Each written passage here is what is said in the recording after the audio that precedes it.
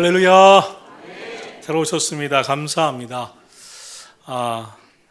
병원에서 실내에서는 이제 목발을 한번 띄워보라 그래서 방에서 열심히 연습하고 오늘 이렇게 목발 안 짚고 천천히 올라왔는데 여러분이 기도 많이 해주셔서 이렇게 건강하게 발을 잘 딛고 이제 올 안에 산에도 올라갈 수 있고 건강하게 될 것이라고 믿습니다. 거룩한 주일 성전에 올라오신 여러분 모두에게 하나님의 은혜와 평강이 함께 하시기를 축원합니다.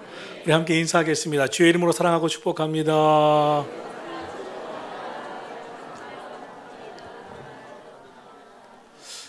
오늘 말씀에 보니까 절망에 처한 한 여인의 이야기가 나오고 있습니다. 인생을 살다 보면 갑작스러운 고난을 당할 때가 있습니다. 오늘 본문 성경에 보면 이 여인이 선지자 엘리사를 찾아옵니다. 남편이 엘리사 선지자가 운영하던 선지학교의 생도였습니다. 그런데 갑자기 그 남편이 죽었습니다. 가장인 남편이 죽었는데 자녀가 둘이었습니다. 그런데 그냥 죽음으로 끝난 것이 아니라 어떤 이유인지는 구체적으로 성경에 나와 있지는 않지만 빚을 많이 남겨놓고 죽었습니다. 얼마나 빚이 많았냐면 갚을 수가 없었어요. 그래서 빚을 빌려준 사람들이 당신의 두 아들을 종살이로 노예로 데려가 써야겠다고 하면서 두 아들이 팔려갈 그런 사정이 생겨버렸습니다. 남편이 죽은 거 얼마나 힘든 일입니까? 얼마나 어려운 일입니까? 빚을 남겼다 얼마나 괴로운 일입니까? 그런데 그것 때문에 두 아들이 남의 집에 종으로 팔려가게 되었습니다. 하늘이 무너질 것 같겠죠. 정말 절망적인 상황입니다. 그런데 이 여성으로서 지금과도 완전히 다른 고대 사회에서 여성으로서 돈을 벌 수 있는 길도 없고 또 기업을 물려받을 수 있는 것이 여성에게 없었기 때문에 완전 절망입니다. 내가 그 여성이 무엇을 노력해서 할 수 있는 길이 없습니다. 독일의 철학자 칼 야스퍼스는 한계 상황이라는 말을 했습니다. 우리의 인생에서 때로는 피할 수도 없고 무엇 하나 변화시킬 수도 없고 무엇 하나 해낼 수 없는 변화시킬 수 없는 인생에는 그런 영역이 존재한다는 것입니다. 내가 어떤 상황이든지 변화시킬 수 있으면 좋은데 변화시킬 수도 없어요. 내 힘으로 어쩔 수가 없어요. 죽음이 그렇지 않습니까? 어쩔 수 없는 불치병이 그렇지 않겠습니까? 노력해도 해결할 수 없는 상황이 그렇겠죠. 바로 이런 상황일 것입니다. 옛날보다 오늘날은 형편이 많이 나아졌지만 오늘날에도 여전히 고통당하는 사람들이 많습니다. 참 산다는 거 쉽지 않습니다. 하루아침에 눈앞이 캄캄해지는 일들이 생깁니다. 여러분, 그러면 여러분은 어떻게 하십니까? 이런 한계 상황에 처하면 무엇을 하십니까? 최악의 상황 아니겠습니까? 남편이 갑자기 죽었는데 빚더미에 앉았고 두 아들은 종살이로 팔려갈 지경입니다. 감당하기 어려울 만큼 힘들 때 우리는 어떻게 해야 하겠습니까? 누구를 찾아가야 하겠습니까? 누구를 찾아가 하소연하면 좋겠습니까? 누구를 붙잡고 울면 좋겠습니까? 그럴 사람이 있기는 있겠습니까? 성경은 말씀합니다. 도울 힘이 없는 인생 의지하지 말고 야곱의 하나님으로 자기 도움을 삼으며 하나님께 소망을 두는 자야말로 복이 있도다. 하나님께 찾아오라는 겁니다. 하나님 붙잡고 하소연하라는 것입니다. 하나님 붙잡고 울라는 것입니다. 부르짖어 기도하라는 것입니다. 이 과부는 이러한 상황에서 하나님을 원망하지도 죽은 남편을 원망하지도 인생을 포기하면서 좌절하지도 아니하고 선지자 엘리사를 향하여 달려가 모든 처지를 울부짖습니다. 성경은 이렇게 말씀합니다. 오늘 본문 열왕기하 4장 1절 선지자의 제자들의 아내 중에 한 여인이 엘리사에게 부르짖어 이르되 당신의 종 나의 남편이 이미 죽었는데 이제 빚준 사람이 와서 나의 두 아이를 데려가 그의 종을 삼고자 하나이다. 오늘 성경은 여인의 울부짖음으로 시작되고 있습니다. 옛날이나 오늘이나 울부짖는다는 것, 연약한 사람들이 할 수 있는 마지막 호소입니다. 연약한 사람들이 할 수 있는 최고로, 내가 마지막으로 할 수 있는 최고의 간절함입니다. 지금부터 22년 전 것 같습니다. 미국 달라스에서 이민교회를 섬길 때였습니다. 목회할 때였습니다. 매년 이 달라스 지역은 교회 대항 축구 시합을 했습니다. 텍사스 달라스는 엄청 더워요. 3월부터 너무 덥습니다. 그런데 미국의 메모리얼 데이 5월 넷째 주 월요일 날 축구 시합을 하는 거예요. 그건 축제하는 겁니다, 거의. 그런데 얼마나 거기에 목숨 거는지 열심히 연습하고 축구 시합에 나가서 전반전이 거의 마칠 때쯤인데 한국에서 기자 생활을 하시던 집사님 한 분이 게임을 하다 말고 들어오면서 목사님 저 못합니다. 선수 교체해 주세요. 너무 힘듭니다. 머리가 너무 아픕니다 하면서 막 들어오시는 거예요. 급하게 선수 교체를 하고 이제 응달에서 쉬시라고 하는데 너무나 얼굴이 안 좋아요. 저는 군목을 했기 때문에 군목하면서 행군 중에 그 일사병으로 죽는 애들을 봤습니다. 그래서 수도통합병원으로 옮기는 것도 제가 우리 부대에서 봤기 때문에 직감이라는 게 있습니다. 너무 안 좋다. 그래서 그 가정과 또 우리 가정과 또 교인들 몇이 가까운 대학병원으로 옮겨갔습니다. 아니나 다를까 병원 응급실에 도착하자마자 온몸은 붓고 온몸이 발끝에부터 피처럼 빨간색으로 오고 온몸은 경직되고 심장이 멈추고 그리고 이 심장 박동기를 강제로 써도 돌아오질 않는 거예요. 그때였습니다. 이것이 메모리얼 데이 때이기 때문에 이 병원에 이제 진료를 받으러 온 환자들이 많지 않을 때였습니다. 그 대학병원, 큰 대학병원의 복도에서 그 부인이 막 울부짖는 거예요. 그렇지 않겠습니까? 갑자기 축구하다 말고 남편이 그때는 일사병인지 몰랐죠. 죽어가는 것을 보면서 얼마나 놀라겠어요. 그 안에 울부짖음이 있습니다. 그런데 너무 신기한 것은 기도하는 사람은 그 마음에 뭔가 하나님이 주시는 감동이 있는 것 같아요. 뭔가 찔림이 있는 것 같아요. 제가 볼 때는 일사병으로 죽어서 큰일 났다. 이거 교회 큰일이다. 라는 생각밖에 안 했는데 이 부인의 입에서 나오는 기도는 달라졌습니다. 하나님 용서해 주세요. 저를 용서해 주세요. 제 남편은 아무 잘못이 없습니다. 제 남편은 교회 열심히 다니고 싶고 주일 열심히 하고 싶고 기도 열심히 하고 싶었는데 제가 다 막았어요. 제가 교회 가지 못하게 했어요. 봉사 못하게 했어요. 갑자기 지금 이 상황에서 남편 살려달라고 해야 되는데 기도가 바뀌는 거예요. 자기 잘못이라고 막 회개하면서 하나님 막 살려달라고 하나님이 살려주셔야 된다고 제가 그렇게 안 살겠습니다. 회개하면서 울부짖는 거예요. 정말 그 시간이 얼마나 길었는지 모릅니다. 그리고 나중에 보니까 남편이 호흡이 돌아왔어요. 살아난 거죠. 그리고도 그 아내의 울부짖음은 그치지 않았어요. 우리 아내가 가서 함께 붙들고 기도하는 것을 저는 보면서 계속해서 남편 집사님 왔다 갔다 하면서 호흡 돌아온 것 같아. 그런 일을 전해 주었습니다. 간절한 부르짖음. 이것은 연약한 한계 상황에 처한 인간이 할 수 있는 어떻게 보면 유일한 것이라고 할 수 있겠습니다.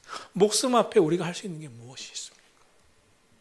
출애굽기 4장에 보면 하나님께서 모세를 선택하셔서 애굽으로 보내면서 출애굽의 지도자로 선택하시고 택하는 장면, 그리고 이제 모세와 아내와 두 아들이 애굽으로 향하여 이제 걸어가고 있는 장면이 나옵니다. 그런데 갑자기 하나님이 그 길에 나타나셔서 길을 막으시고 모세를 향하여 죽이려 드십니다. 하나님이 모세를 택하여 지금 애굽의 지도자로, 출애굽의 지도자로 이스라엘 백성들을 430년 노예 생활에서 구출해내시려고 하시는 지도자로 보내시면서 가라고 해놓고 가는 길에 막고 그 모세를 죽이려 하는 거예요. 모세는 갑자기 하나님의 말씀에 순종하다가 고통을 당하는데 여기서 그 아내 십보라의 특이한 행동이 나옵니다. 남편이 막 좀 죽어가는데 하나님이 죽이시려고 하시는데 이 아내 십보라가 갑자기 길가에서 날카로운 돌을 찾습니다. 성경은 돌칼이라고 말했습니다. 날카로운 돌을 찾고 이 돌칼로 갑자기 둘째 아들의 이 할례, 이 할례를 행합니다. 포피를 뵙니다. 그리고 할례를 행하고 남편에게 내어주고 당신은 나의 피난편이라고 말하게 됩니다. 사연인즉슨 이 모세는 아들들을 낳아서 할례를 행하려고, 하나님이 그렇게 하라고 하셨으니까 할례를 행하라고 있었는데 아내 시보라가 너무나 끔찍하지 않습니까? 어린아이한테 이렇게 하는 게. 그러니까 막은 거예요. 못하게 한 거예요. 광야에서 살 때는 그럴 수 있었습니다. 그런데 하나님이 모세를 택해 주의 일을 시키려고 부르시는데 그 길을 가는데 지금 모세는 하나님을 위해서 나아가는 길에 자신을 먼저 살피고 돌아보고 하나님 앞에 합당한 삶을 살아야 할 그가 그렇게 살려고 하질 않습니다. 하나님이 딱 막으십니다. 그리고 죽이려 드십니다. 이제 인간으로서는 한계 상황에 처했습니다. 그 사실을 보자마자 아내 시보라는 빨리 캐치합니다. 이게 무슨 문제구나. 내 탓이구나. 여러분, 하나님을 경외하던 선지자의 생도가 죽었어요. 두 아들이 빚더미에 깔려 종으로 팔려가게 생겨버렸습니다. 이런 상황에, 이런 한계 상황에서 우리가 무엇을 할 수 있겠습니까? 성경은 무엇을 행하고 있음을 전해주고 있습니까? 첫째로 이 여인의 간절한 부르짖는 기도입니다. 연약한 인간, 한계 상황에 처한 인간이 할 수 있는 것은 전능하신 하나님을 믿고 간절히 부르짖고 기도하는 것입니다. 어려움을 당했을 때, 인간의 한계 상황에 처했을 때 하나님께 기도하는 것은, 하나님은 우리의 인간의 필요를 다 아시기 때문에, 하나님은 다 아시기 때문에 우리가 할 수 있는 최고의 가장 강력한 일입니다. 성경은 말씀합니다. 예수님이 그러므로 염려하여 이르기를 무엇을 먹을까, 무엇을 마실까, 무엇을 입을까 하지 말라. 너희 하늘 아버지는 이 모든 것이 너에게 있어야 할 줄을 다 아시느니라. 예수님은 무슨 말씀을 했냐면 하나님은 다 아시느니라. 하나님은 다 아신다는 거예요. 하나님은 다 아시는 거예요. 그래서 하나님 앞에 우리는 내 모든 것을 고백할 수 있는 게 하나님 아시죠. 하나님 내 마음 아시죠. 내 고통 아시죠. 하나님 아시기 때문에 이렇게 하라고 하시는 것이죠. 다 아는 겁니다. 하나님은 우리의 필요도 아시지만 나의 약함도 아시고 나의 간절한 기도도 아심을 믿으시기를 주의 이름으로 축원합니다. 히브리서 4장은 말씀합니다. 우리에게 있는 대제사장 주님은 우리의 연약함을 동정하지 못하실 이가 아니요 우리와 똑같은 시험도 받으신 이로되 죄는 없으시니라. 그러므로 우리는 긍휼하심을 받고 때를 따라 돕는 은혜를 얻기 위하여 은혜의 보좌 앞에 담대히 나아갈 것이니라. 주님의 은혜의 보좌 앞에 담대히 나가 부르짖어 기도하라는 거예요. 어떤 사람은 하나님을 경외했던 선지생도의 가정에 어떻게 이렇게 불행한 일이 있을 수 있느냐, 빚더미 앉을 수 있느냐, 그렇게 선지생도면 신학생인데 죽을 수 있느냐라고 따지듯이 물을 수 있습니다. 하지만 우리가 알아야 할 것은 고난에는 분명한 하나님의 뜻이 있습니다. 하나님은 고난조차 유익되게 하신 하나님이심을 믿으시기를 축원합니다. 저는 14살 때 부친이 백혈병으로, 급성백혈병으로 며칠 앓지 않으시고 갑자기 세상을 떠나셨습니다. 우리 부친은 인천의 제일 큰 교회 장로님이셨습니다. 교회 봉사에 열심히셨습니다. 그때 다른 집의 가정들은 다 건강한데, 아버지들은 다 건강한데, 특별히 다른 집의 아버지들은 교회 열심히도 안 냈는데 우리 아버지는 교회도 열심히 내고 병으로 세상을 왜 떠나야 했을까? 왜 그랬을까? 저에게는 어린 14살부터 늘 이런 물음이 있었고 고민이 있었습니다. 다행히도 우리 부모님이 일찍이 은혜 받게 하고 기도하게 했기 때문에 삐뚤어지기보다 성전에 가서 하나님 왜, 우리 가정에 왜, 이런 질문을 늘 드렸어요. 그러나 저에게는 늘 퀘션이었습니다. 세월이 흘러서 목회자가 되고 뒤돌아보고 생각해 보면 저희 아버지는 아버지의 인생의 몫을 사셨겠죠. 하나님이 우리 아버지의 삶 속에 함께 하시고 역사하셨었겠죠. 그런데 그보다 더 저에게 중요했었던 것이 있습니다. 아버지의 죽음과 죽음 때문에 찾아온 가난과 고난 때문에 저는 정말 인생에 많은 연단을 받았어요. 또 죽음의 사별의 아픔이 무엇인지도 알고 어떻게 견뎌야 되는지, 어떻게 외로움을 이겨내야 되는지, 이 가난을 어떻게 극복해야 하는지, 하나님은 왜 고난을 허락하셨는지 많은 생각을 하면서 기도를 했습니다. 더군다나 우리 어머니가 우리 두 아들을 키우느라 조그만 분식점을 해서 지금도 식당을 하시는 분들을 보면 마음에 저는 극렬한 마음이 있어요. 그때 생각이 그대로 들려요. 얼마나 힘드실까. 식당은 얼마나 힘든지 몰라요. 식당이 밥 많아서 좋은 게 아니에요. 얼마나 힘든지 몰라요. 저는 주의 종이 되고 나서도 늘 몸이 자주 아팠습니다. 항상 열심히 하니까 자주 아팠어요. 군목으로 있을 때도, 이민교회 목회자가 됐을 때도, 우리 교회 개척하고도 연단도 고난도 많았습니다. 근데 가만히 지금 생각해 보면 그런 연단과 고난이 없었으면 정말 더 기도했을까? 하나님의 은혜로 저는 일찍이 우리 부모님들도 그렇고 주변에서 기도해 주시는 분이 많아서 군목으로 가서도 교회가 많이 부흥했어요. 이민교회도 많이 부흥했어요. 개척교회 하면서도 정말 이렇게 부흥했어요. 그런데 고난이 없었으면 내가 겸손히 기도하고 더 열심히 주님의 은혜를 사모했을까? 가끔 그런 생각을 합니다. 고난은 내게 유익이었다. 나를 무릎 꿇게 만들었다. 때론 밤에 자다가도 번뜩 일어나서 기도하게 되고 새벽에도 가슴 뛰면서 하나님을 찬송하면서 주님의 은혜를 찬송하게 되고 더 간절히 하나님을 찾고 기도하게 됐던 모든 것이 내 삶의 역사와 다르지 않았다는 것을 알게 됐습니다. 여러분, 어려움을 당해도 우리 하나님을 바라보기를 주의 이름으로 축원합니다. 낙심하지 말고 그리고 기도했으면 좋겠어요. 부르짖었으면 좋겠어요. 그러면 아무리 인생의 한계 상황이 있어도 하나님은 좋으신 하나님이시기 때문에 선을 이루어 주실 줄로 믿습니다. 여러분이 믿고 기도하면 하나님께서 그거 놀라운 은혜와 정말 여러분 생에 기적을 베풀어 주실 줄로 믿습니다. 엘리사 선지자에게 도움을 청하러 온 이 여인 막 부르짖습니다. 그러자 선지자가 말합니다. 내가 너를 위하여 어떻게 하랴? 내가 너를 위하여 무엇을 하랴? 오늘도 우리가 부르짖어 기도할 때 하나님 말씀하실 거예요. 내가 너를 위해서 어떻게 하랴? 내가 너를 위해서 무엇을 하랴? 하나님이 응답하시를 믿으시고 우리 기도하며 살아가기를 축원합니다. 엘리사가 절망 가운데 부르짖는 여인, 이 안타까운 호소를 듣고 정상적이면 이렇게 말해야 돼요. 얼마나 돈이 필요한데요. 빚을 얼마나 졌는데요.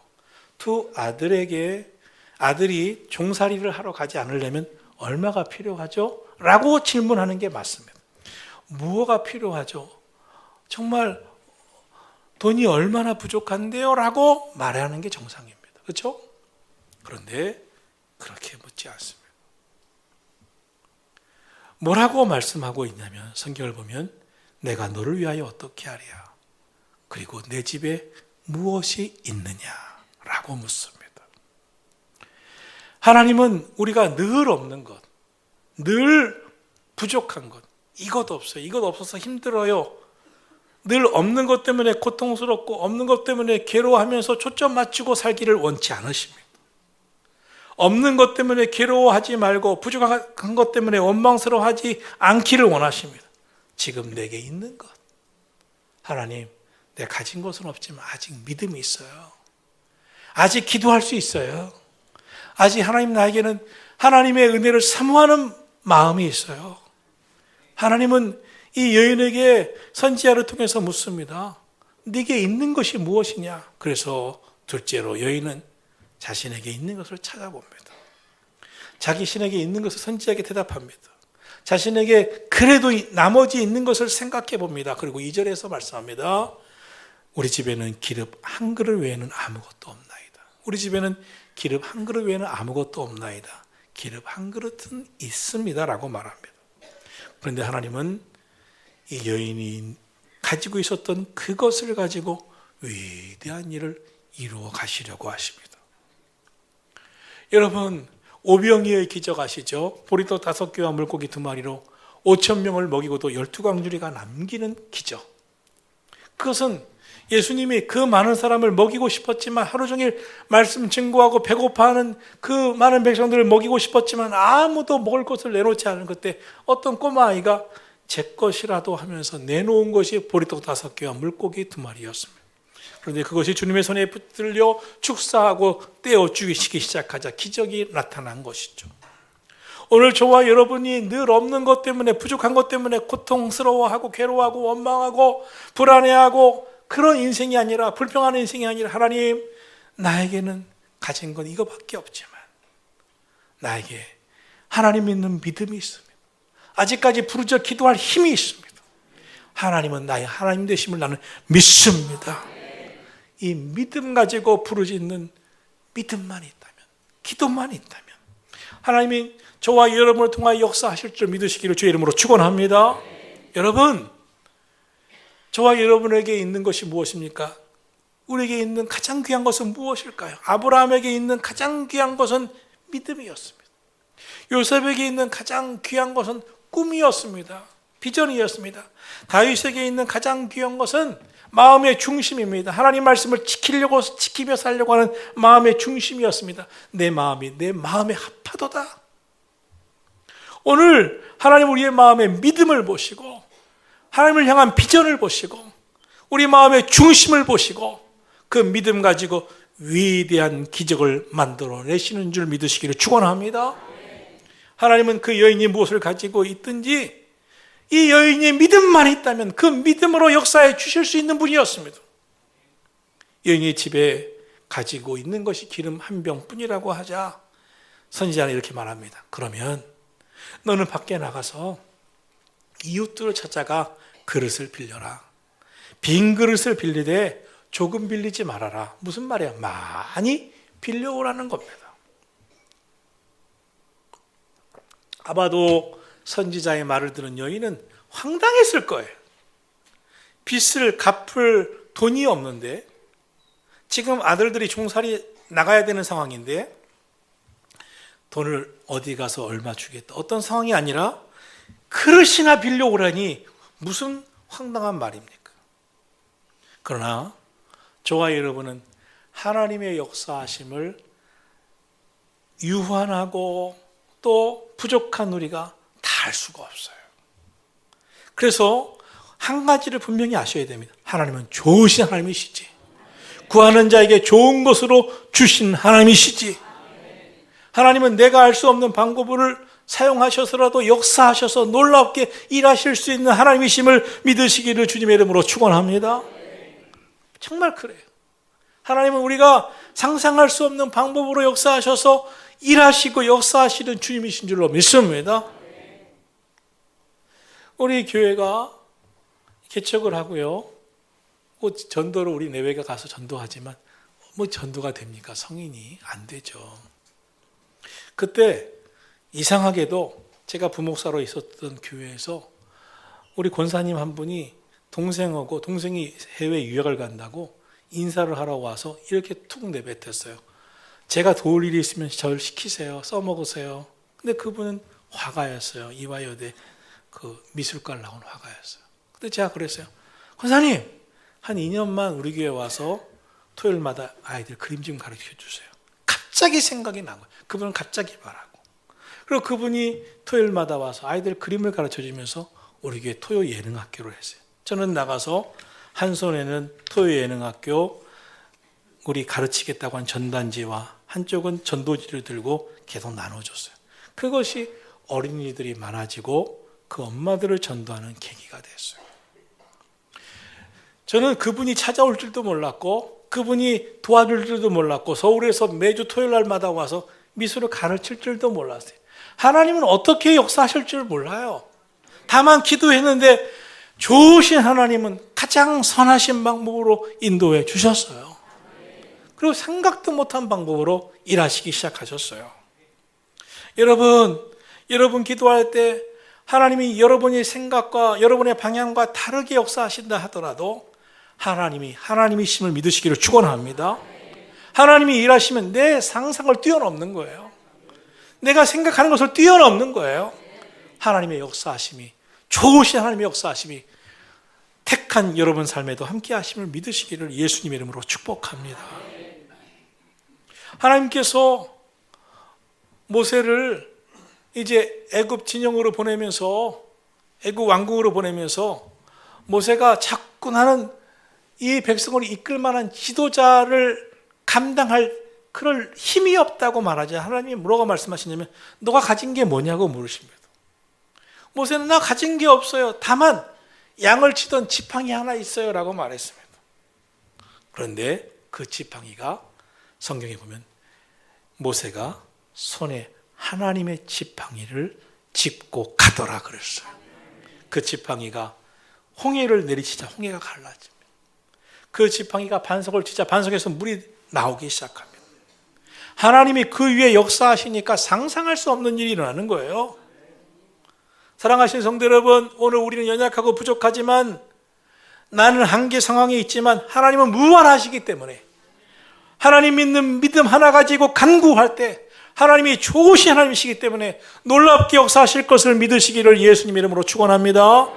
불가능한 것만 생각하고 없는 것만 가지고 원망하고 한계 상황만 보지 마시고 전능하신 주님 바라보기를 예수님 이름으로 축원합니다.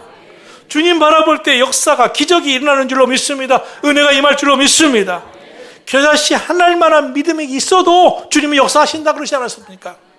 우리 믿음 달라고 믿음으로 기도하는 복된 시간 되기를 예수님 이름으로 축원합니다. 셋째로 여인은 순종합니다. 믿음으로 순종합니다. 일반적인 생각으로는 이해가 안 되는 거예요. 빈 그릇을 얻어와라는데 왜 그릇을 얻으러 와?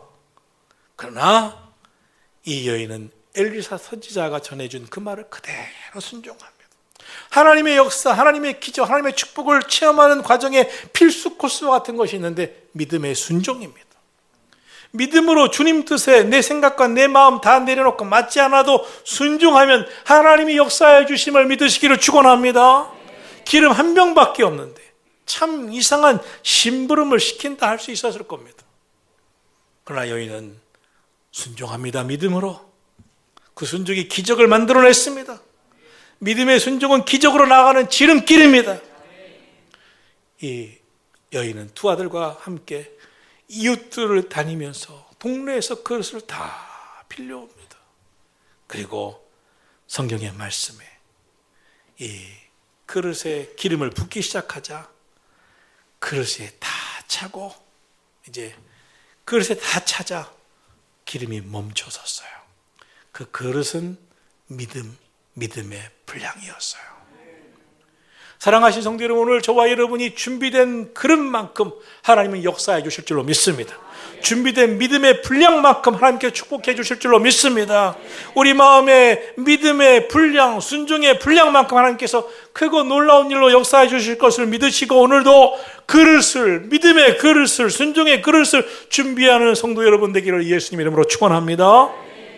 이때 선지자가 4절에서 이렇게 말합니다. 두 아들과 함께 들어가서 문을 닫고 모든 그릇에 기름을 부어 차는 대로 옮겨 놓으세요. 문을 닫으라고 말씀하십니다. 성경은 하나님의 임재와 능력과 역사를 경험할 때 때때로 문을 닫으라 할 때가 참 많았어요. 엘리야 선지자가 사렙다 여인의 아들을 살리실 때 문을 닫게 하셨습니다. 엘리사가 수렘 여인의 아들을 살리실 때도 문을 닫게 하셨습니다. 예수님의 야이로의 딸을 살리실 때도 문을 닫게 하셨습니다. 이 귀한 사역을 행하실 때 모든 사람 앞에서 다 보이게 공적으로 행하셨다 하더라도 하나님의 영광은 충분히 나타날 수 있을 텐데 왜 문을 닫으라고 하셨을까요? 문을 닫으라. 거기에는 하나님만 전적으로 의지하고 세상을 향하여 눈 돌리지 말고 사람을 향하여 눈 돌리지 말고 하나님만 의지하고 하나님만 바라보고 하나님 앞에 집중하라는 거예요. 마치 히스기야 왕이 병으로 죽어갈 때 오직 성전의 벽을 향하여서 부르짖고 기도했던 것처럼 말입니다. 하나님은 이 놀랍고 신령한 일을 믿음의 사람들에게 은밀히 행하게 하기를 원하십니다. 이 여인은 이 놀라운 일을 경험하면서 막 자랑도 하고 싶고 광고도 하고 싶었겠지만 하나님은 다 막으셔요. 그리고 문을 닫으라고 하세요. 만약 이것을 다 보여주었다면 동네방네 사람들이 와서 구경하고 자기도 그 기름병 달라고 그릇을 이제 붓겠다고 여인에게 빌려준 그릇 내 그릇이니 빨리 달라고 난리법석을 치고 아수라기 나장이 됐을 것입니다. 어떤 이는 왜 내게는 기적이 일어나지 않느냐고, 선지자가 같지 않느냐고, 왜 엘리사 선지자는 저 집만 편애하냐고 말도 했을 것입니다. 하나님은 이 여인의 집, 어떤 집입니까? 믿음의 순종이 있었어요. 부르짖는 기도가 있었어요. 믿음의 순종이 있고 부르짖는 기도가 있는 이 가정에 역사하신 거예요. 부르짖음도 없이, 믿음도 없이, 순종도 없이, 하나님 주신 은혜에 대한 감사도 없이 축복만 바라는 것이 진짜 신앙이겠습니까? 아니죠. 하나님은 하늘을 향한, 하나님 향한 문만 열어놓게 하시고 주님만 바라보면서 세상을 향한 문은 닫으라고 하시고 기적을 일으켜 주셨습니다. 그래서 여인이 두 아들과 함께 문을 닫은 후에 그릇에 기름을 붓기 시작합니다. 빈 그릇마다 기름이 차고 넘치기 시작합니다. 이제 여인의 아들들이 엄마 다 가져왔어요. 다른 것은 없어요. 하자 기름이 그칩니다. 여러분, 하나님의 기적은 참 놀라운 게 있어요. 풍성해요. 놀라워요. 하나님은 채워주시는 줄로 믿습니다. 이 집에 이 그릇에 찬 기름으로 다 팔아서 두 아들의 종살이 살려갈 빚을 다 갚고 이후에 풍성한 삶을 산 것도 성경은 7절에서 증거해 주고 있습니다. 이 여인, 오직 하나님 말씀에 의심 없이 순종했었던 이 믿음, 전적으로 하나님의 역사하시를 믿고 나갔던 이 믿음, 어떻게 보면 선지자가 그릇을 빌려오라고 했을 때 의심했다면 빌려오지도 않았을 것이고, 많이 빌려오라고 했어도 몇 개 빌려오고 말았을 것입니다. 두 아들이 종으로 팔려갈 만큼 많은 그런 금액이 필요하다면 얼마나 많은 그릇을 빌려왔겠어요? 그 빚을 다 갚고도 남을 만큼의 기름이었다면 얼마나 많은 그릇을 집집마다 다니면서 빌려왔을 거겠어요? 얼마나 노력했겠어요? 그런데 그만큼 기적은 일어났습니다. 물질적이든 영적이든 하나님은 준비한 만큼 역사해 주시는 줄로 믿습니다.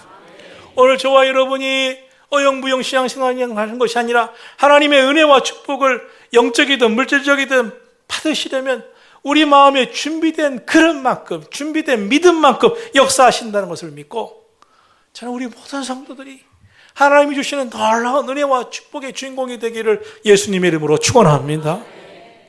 정말 우리 교회를 목회하면서 정말 감사한 분들이 너무나 많아요. 전 모든 분이 감사합니다. 믿음의 자리에 지켜주셔서 함께 기도하신 모든 분들이 감사해요. 이번에도 하나님께서 성전 건축을 하게 하시는데 우리 교회와 또 상가가 있으니까 그걸 기반으로 우리가 짓지 않겠습니까? 다 하나님이 예비하셔서 정말 함께 여러분의 기도만 필요한 거예요. 기도하시기만 하면 되는 거예요. 얼마나 놀랍습니까? 하나님은 하나님 앞에 어떤 마음으로 서느냐, 정말 큰 믿음 갖고 큰 그릇 준비하고 말씀 앞에 믿음으로 기도하고 믿음의 입을 열면 하나님이 채워주실 줄로 믿습니다. 저는 분명 믿는 게 있어요. 제가 어려서부터 살아오면서 경험한 게 있어요. 영적인 축복은 내 영혼이 잘된 같이 범사가 잘되고 강건하기를 내가 간구하노라. 영적인 축복은요, 생활과 건강의 복도 이어집니다. 그렇기 때문에 교회에 하나님께서 은혜의 강단을 통해서 흘러넘치는 축복은 우리 모든 교인들이, 앞으로 모든 교인들이 하나님의 주의 성전을 통해서 부어주시는 놀라운 축복을 받을 줄로 믿습니다. 정말 상상할 수 없는 복을 받을 줄로 믿습니다. 이건 하나님이 약속하신 거예요. 하나님이 채워주시는 놀라운 은혜는 너무 큽니다. 하나님은 우리에게 부어주시되 큰 은혜를 주시는 분이세요. 믿으시기를 주의 이름으로 축원합니다. 그래서 입을 크게 여는 거예요. 믿음의 그릇을 크게 하는 거예요. 이 제단에서 여러분 함께 믿음 생활하면서 그 경험을 꼭 하게 되기를 예수님 이름으로 축원합니다. 야, 내 신앙생활 했더니 하나님 복 주셨어. 이 은혜가 있기를 예수님이라고 축원합니다. 하나님은 우리에게 큰 은혜를 주셨어요. 무엇보다 예수님을 주셨어요. 예수님의 이름을 의지하여 기도할 수 있는 그런 은혜를 부어주셨어요. 여러분, 예수님의 이름으로 기도하기를 축원합니다. 사도행전 3장에 보면 성령 받은 베드로와 요한이 성전으로 기도하러 올라가다가 안진뱅이 거지를 만납니다. 그때 구걸하던 안진뱅이에게 베드로가 선포합니다. 내게 당신이 원하는 은과 금은 없지만 내게 있는 것으로 내게 주노니 곧 나서는 예수 이름으로 일어나 걸으라. 그러자 40년 동안 걷지도 일어서지도 못했던 그가 뛰어서 성전으로 올라가 하나님을 찬양한 줄로 믿습니다. 여러분, 우리가 믿음을 가지고 예수의 이름으로 기도하면, 예수의 이름을 선포하면 오늘날에도 기도의 응답이, 기적이 나타날 줄로 믿습니다. 예수의 이름에 놀라운 능력이 있습니다. 예수의 이름으로 구원받습니다. 예수의 이름에 능력이 있습니다. 예수의 이름에 병 고치는 힘도 있습니다. 예수의 이름으로 귀신도 떠나갈 줄로 믿습니다. 사랑하시는 성도 여러분, 빌려왔던 것이 다 찼습니다. 얼마나 흥분했겠어요? 얼마나 신이 났겠어요? 기름을 붓는 대로 찼으니 얼마나 기뻤겠어요? 성경은 말씀합니다. 하나님의 은혜가 얼마나 풍성한지를 가르쳐 주시는 메시지예요. 하나님께서 우리에게 약속하신 은혜는 무한합니다. 한계가 없습니다. 세상은 한계 상황에 있지만 하나님의 은혜는 무한해요. 부르짖고 기도할 때 역사하실 줄로 믿습니다. 그러므로 우리가 싸워야 할 것은 우리 안에 있는 내 스스로 제한하는 것입니다. 하나님의 능력을 제한하는 거예요. 하나님이 그것도 기도해 주실까? 응답하실까? 하나님이 그것도 역사해 주실까? 아닙니다. 부르짖으면 응답해 주실 줄로 믿습니다. 여호와는 나의 목자가 되시니 내게 부족함이 없으리로다. 주께서 내 원수의 목전에 내게 상을 차려주시고 기름으로 내 머리에 부으셨으니 내 창이 차고도 넘치나이다. 엘리사는 마음껏 축복해 주고 싶었어요. 그런데 준비된 만큼 역사가 나타났어요. 성경은 종종 내가 믿느냐? 내 믿음대로 될지어다? 이것이 뭡니까? 믿음의 그릇대로 된다는 거예요. 여러분, 우리 오늘도 마음 지키고 내 인생의 한계를 넘어서서 역사하실 주님을 믿으시기를 축원합니다. 이 여인이 죽은 남편만 원망했다면, 빚쟁이들만 원망했다면, 세상만 원망했다면, 하나님이 어떻게 그러실 수 있느냐고 원망만 했다면 어떻게 되었을까요? 이 여인이 선지자의 말을 가볍게 여겼다면, 그릇을 많이 빌려오라 하는 말에 왜 이렇게 힘든 일을 시키냐고 거부했다면 어떻게 되었을까요? 그러나 그는 믿음으로 순종합니다. 그러자 차고도 넘치는 역사가 나타났습니다. 오늘 저와 여러분에게도 마지막 남은 것이라고는 기름 한 병밖에 안 된다 할지라도, 그 작은 것밖에 나는 없다 할지라도 그 위에 믿음이 있다면 하나님이 역사해 주실 줄로 믿습니다. 믿음 가지고 기적이 일어날 줄로 믿습니다. 하나님의 놀라운 은혜가 우리 가운데 임할 줄로 믿으시고 오늘도 믿음으로 기도하는 여러분 되셔서 응답하시는 주의 은혜가 함께 하시기를 예수님의 이름으로 축원합니다. 기도하겠습니다.